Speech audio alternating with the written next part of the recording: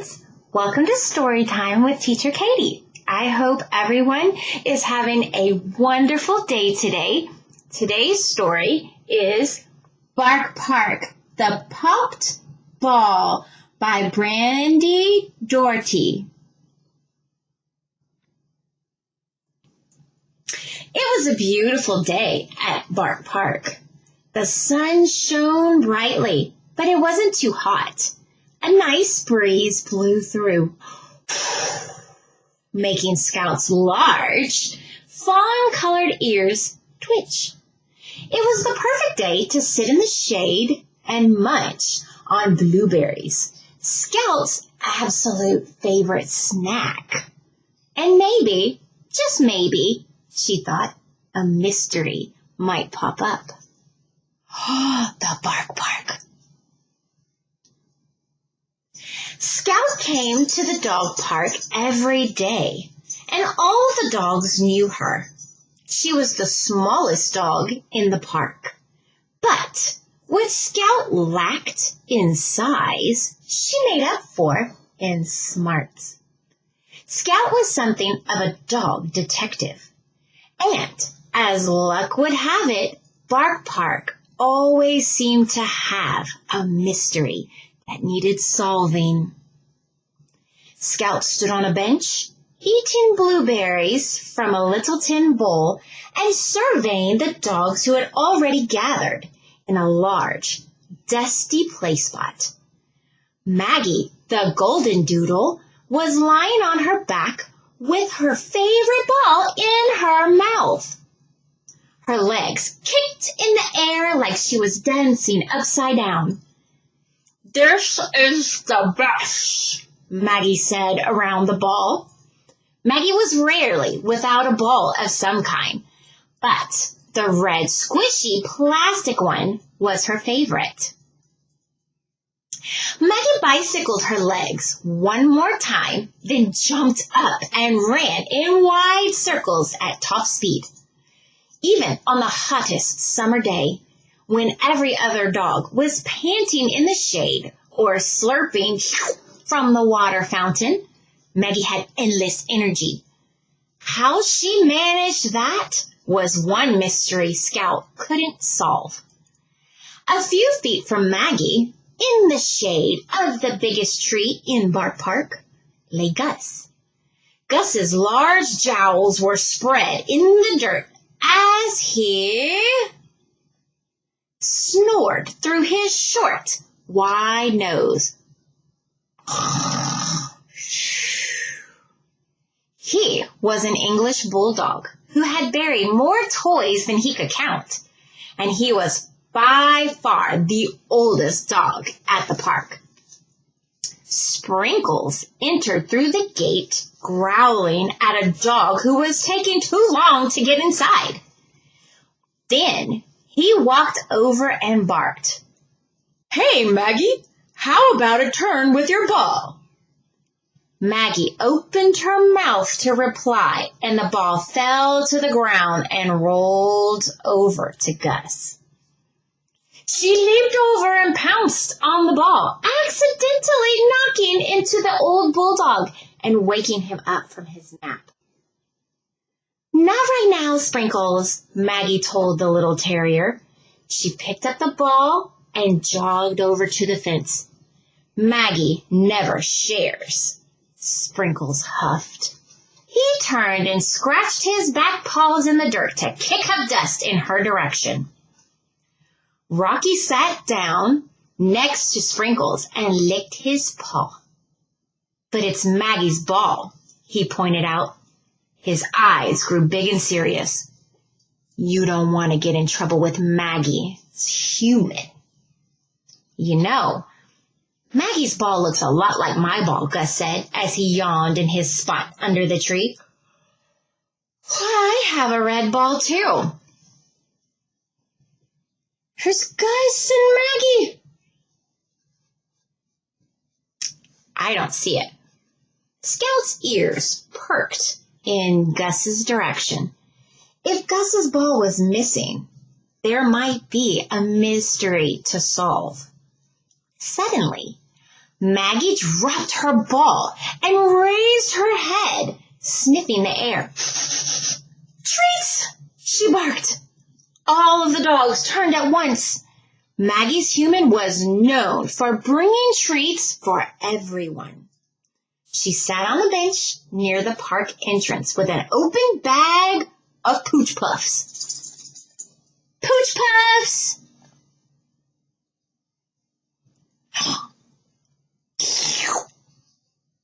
Dogs ran toward her from every direction. They barked with excitement, waiting for their snacks. Once the treat bag was empty, the dogs went back to the rusty, dusty play spot, except Maggie, who had spotted her ball near the fence. But it didn't look the same. It was popped out of air, flat as a pancake.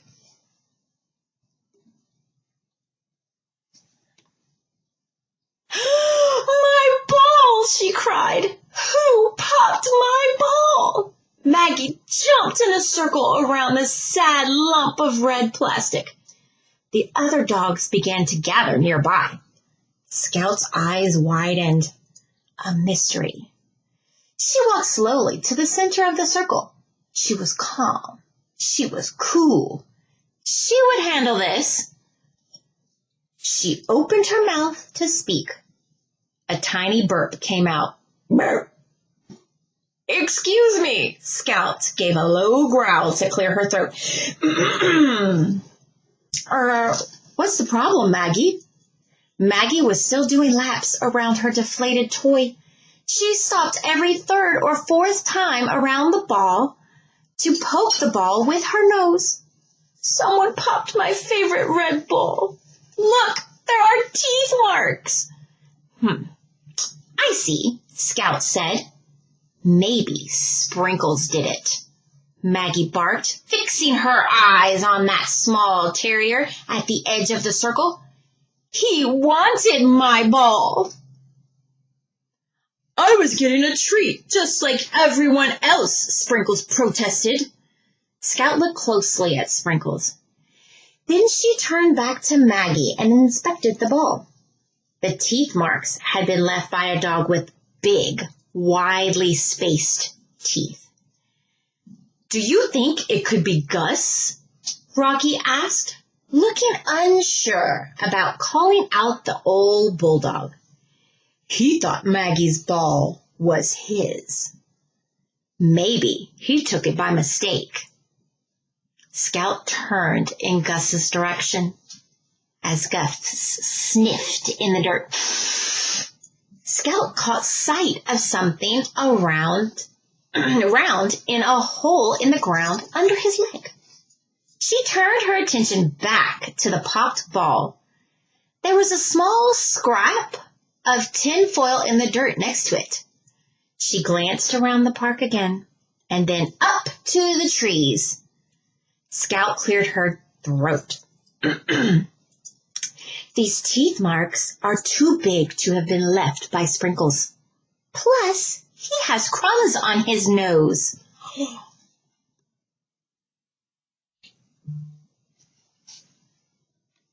He must have been getting treats from Maggie's human when the ball popped. I told you it wasn't me, Sprinkles grumbled as he licked his nose clean.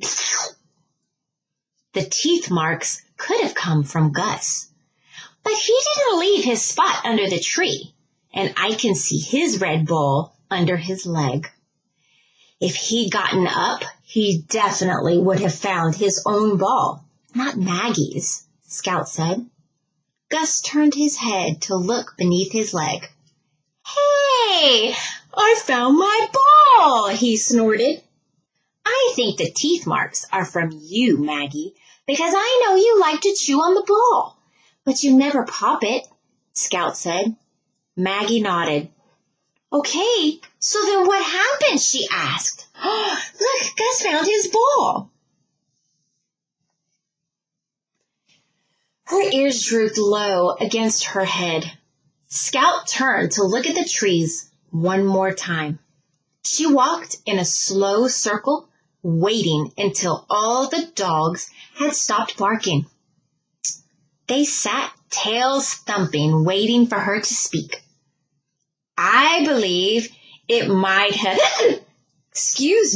I believe it might have been Abigail the crow, she finally announced.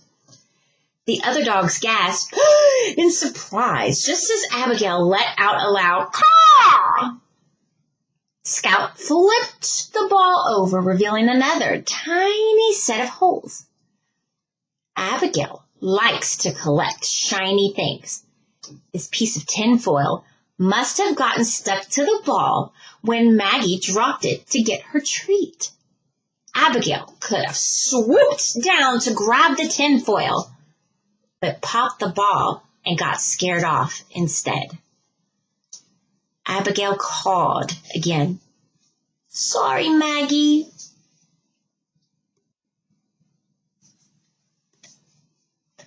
Well done, Scout. The dogs all barked at once. Scout nodded and headed back to her bench. Her human came over and poured out a big pile of blueberries. Scout lapped up the berries hungrily.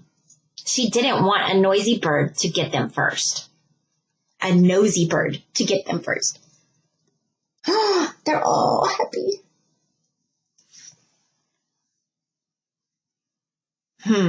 The end. So, do crows like shiny things?